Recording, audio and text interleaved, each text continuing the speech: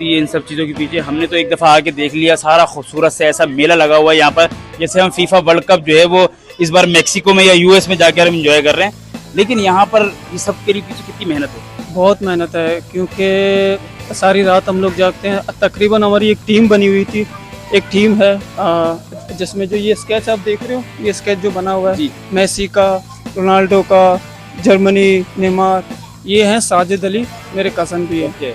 साजिद अली है, साजिद जो है ना उसके साथ मैं भी होता हूँ, शाहजहान भी होते हैं और दीगर भी हमारे टीम के बंदे होते हैं। तो इन सब की मेहनत है, जिसके बाद कितना टाइम लगा? मेरे ख्याल है कोई 2-3 महीनों से कम तो नहीं लग रही मेहनत मुझे इसके अंदर। तकरीबन 1 महीना लग रहा है। 1 महीने के अंदर कंप्लीट कर लिया? क्या बात है, क्या बात है, बहुत शुक्रिया मखदूम भाई।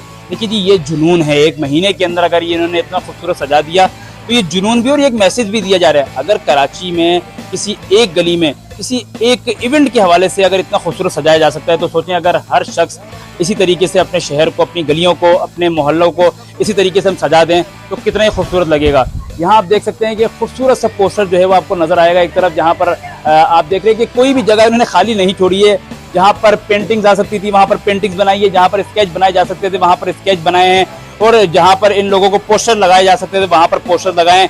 हर तरफ क्रेज ही क्रेज है, और एक ही नाम है, वो है फीफा वर्ल्ड कप 2026।